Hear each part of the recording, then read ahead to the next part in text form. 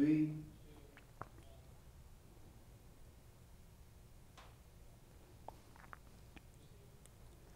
Welcome to Spartan Sports Beat. I'm Steve Balson, bringing you the latest in the world of St. Thomas Aquinas College athletics. In this edition, we'll take a look at the sport of basketball, specifically women's basketball, as we're joined today by our first guest, the head coach of the St. Thomas Aquinas women's basketball team, Kim Lusk. Kim, thanks for coming by today. Thanks for having me. Kim, you are now completing your 5th year as the head coach of the Spartan women's basketball program. Tell us a little bit about what your career was like before that as a player and as a coach, and how you ended up at St. Thomas Aquinas. Well, I played for 4 years at Southern Connecticut. I enjoyed my playing career.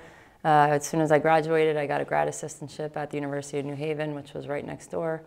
I spent 2 years there and then went on to be a first assistant at New Jersey Institute of Technology and quickly moved into a head coaching position there. And after 6 years there, I took 1 year off to raise my family, and then this job opened and the location was right, and I like coaching Division II. I played Division II, so it just, everything about it was a perfect fit for me. A lot of times as a coach, I'm sure you see players that have a coach's mindset, so to speak. Did you feel that you had that as a player? Was that something you aspired to during your career? Absolutely. I had the opportunity to play for 2 different head coaches. One was very good with X's and O's, and one was very good with the whole complete game, and they both told me the same thing all the way through, that, you know, this is what you need to be doing when you're done. And because when I was not in the game or on the sideline in practice, I was another coach out there that was telling people what they needed to be doing, and it just became pretty obvious very quick. And you've come into a well-established program at St. Thomas Aquinas that had been run for many years by Mike McManus, who is still a fixture here at Stack on the academic end now. Certainly there was a lot of history. Was it an advantage to you having played at Southern in the Northeast 10, knowing the region, being familiar with the institution in the area? Definitely. I mean, I think just being back in Division II, because at my final year at NJIT, we transitioned to Division I, and that was like being in, you know, a whole new world with the travel and just different teams and different going up against different coaches. But you know, coming back and coaching at the Division II level, you know, it was very familiar. I played a lot against a lot of coaches that I'd either known through playing against them or also coaching against them while at NJIT. So it was just kind of nice to get back into that. Well, you're late in your 5th season at the helm as we speak, and you've had a chance now to go through a full recruiting cycle +1, if you will, 5 years under your belt. So you've had your first group of freshmen through seniors come and go. How do you feel about where the program has been over these 5 years? Where is it now, and where do you want it to be? I think that we've grown as a program. You know, every year we got better. This is our, you know, we graduated that first group of players that we started coaching when I got here.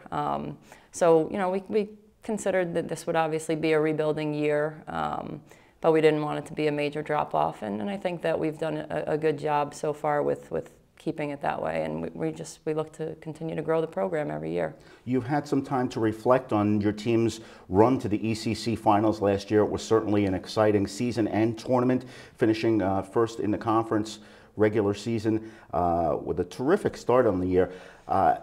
Now that you look back on it, how do you see that year unfolding? Is it still a disappointment for falling short in the finals against Dowling, or overall is it a positive in how the team performed throughout the year? I mean, I think that, you know, obviously when you look back at it now, and when we, you know, just even as that group of seniors graduated and we talked about all that they had accomplished from where they started and being able to win a regular season championship, and then that year we kind of let ourselves down in the playoffs. So then the following year to be able to come back and make it to the championship game, it was, you know, we got a little bit of everything we wanted over the course of those 4 years with them, except for actually finishing it off and winning that game. Well, now you have a couple of seniors who are on the tail end of that group, in Suppress Laharovic and Bianca Kuyos. There was a lot of burden on them this year. How do you feel they responded to that? I think they've done a nice job. You know, they have had a lot on their shoulders, and you know, the spotlight is always on them. So when they're doing the right things, you're saying, oh, you know, I love those seniors. They're doing what we need them to do. And then when they're screwing up, we're going, you know,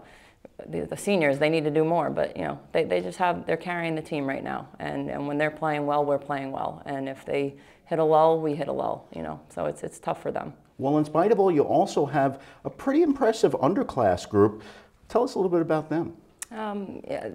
They're a bright spot to the future. There's moments when there's a lot of them out there on the court together, and you just say, okay, the future's looking bright with what we have here. And then there's moments when sometimes you can't get them off the court fast enough because they make their young mistakes, and it's typical. But the fact that they're able to be out there and get the amount of experience that they're getting is a great thing. And some of them, they've all improved, which is nice, and some of them have stepped up huge.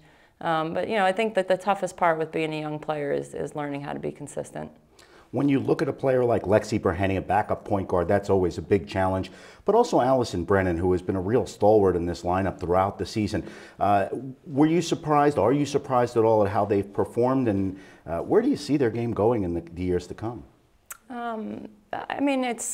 You get to spend a lot of time with them in practice, so I'm not surprised. I think that there's a whole lot more to both of them than what anyone has seen yet, and that's the goal, and that's where I think the program is going, is getting them to understand that and reach their full potential. And there's a lot more on the roster that I could say the same about.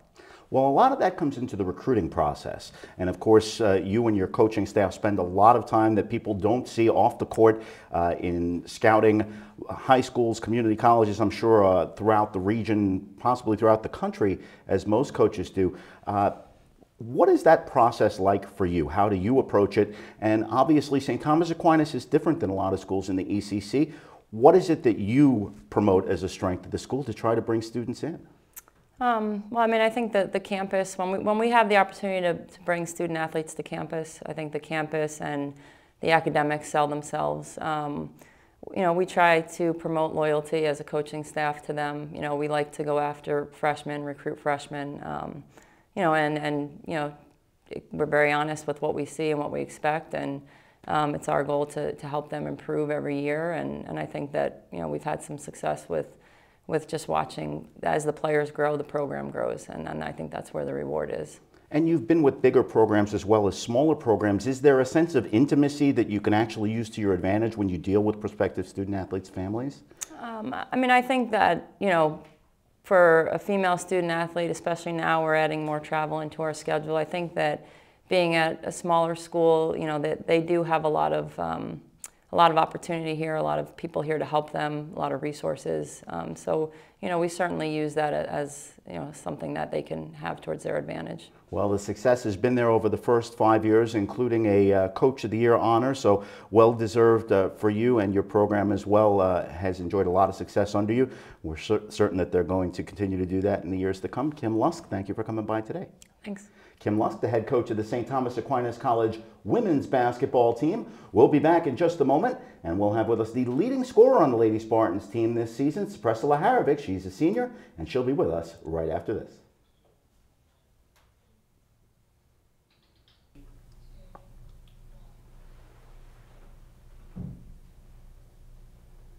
And welcome back to Spartan Sports Beat. Steve Bolson here at Spartan Studios, and today we're focusing on the sport of women's basketball. We're joined today by senior captain Spartan Laharovic, who's the leading scorer on the Lady Spartans this season. Spartan, thanks for coming in. Thank you for having me. Spartan, we're going to talk a little bit first about your career. This is your 4th year at St. Thomas Aquinas, so you've had an outstanding career. But first, let's talk a little bit about how you got here. What was your highlight in your career like leading up to being here, and what brought you to St. Thomas Aquinas? Well, I had a great senior year in my high school, and I had a few options of where I wanted to go, and, Coach was very inviting, came to visit campus maybe about 3-4 times, and, the academics was great, the campus was great, and, she really wanted to focus on the team concept, and I was all about that. And my senior year, I was pretty much the person to go to, and she was like, oh, I want you to bring this to our program, and that's what I was willing to do, to come here. You've had 4 years now in the program, and you've had some successes. You've been on the all-conference team, as well as been part of a regular season championship and a run to the conference finals. If you had to pick something, what would you say were any 1 or 2 highlights that stand out in your collegiate career up to this point? When we beat UDC in playoffs, it was a great game. They were really tough. They had a lot of competitive players out there, and we we went on like, a losing streak a little bit, and that game, I don't know, like we played our heart out.